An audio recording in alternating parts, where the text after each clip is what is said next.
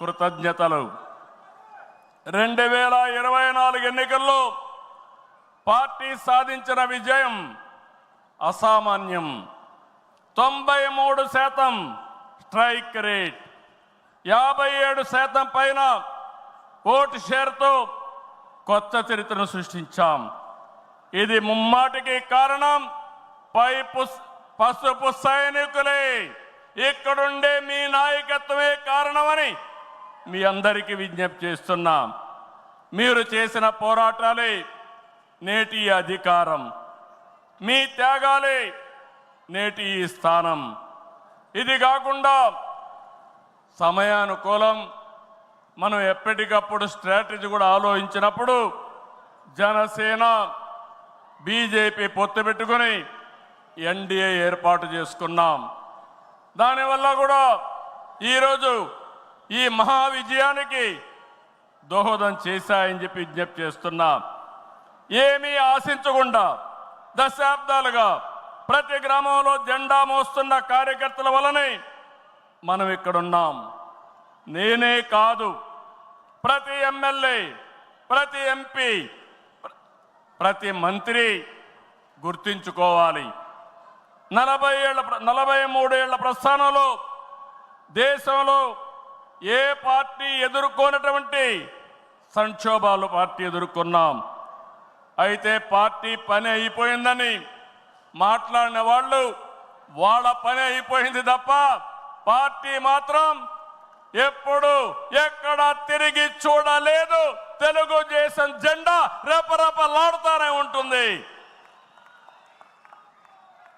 నాటి ఎన్టీఆర్ చైతన్య రథం, నేను చేసిన వస్తున్న మీకోసం పాదయాత్ర, ఎన్నికల ముందు లోకేష్ చేసిన యువగళం వరకు కార్యకర్తల్లో అదే పోరాట స్ఫూర్తి. పాలనంటే హత్య రాజకీయాలు, కక్ష సాధింపులు, వేధింపులు, తప్పుడు కేసులని మార్చేశారు గత ప్రభుత్వం.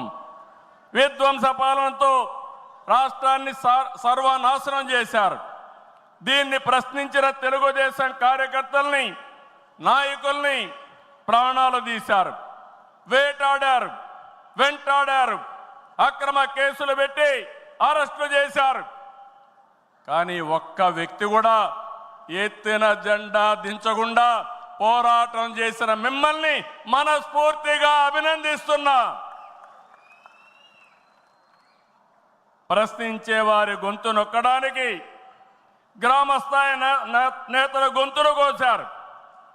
మన పసుపు సింహం, మన చంద్రయ్య పీకగోస్తుంటే కూడా జై తెలుగుదేశం అని ప్రాణం వదిలిపెట్టాడు. అది మనందరికీ స్ఫూర్తి. ఆ స్ఫూర్తే ఈ పార్టీని నడిపిస్తుందని చెప్పి కూడా నేను మీకు తెలియజేస్తున్నా. ఇది ఒక్క ఉదాహరణ మాత్రమే. ఇలాంటి చాలా మంది కార్యకర్తలు ప్రాణ త్యాగాలు చేశారు. ఆశయ సాధన కోసం రాజీ లేని పోరాటాలు చేశారు.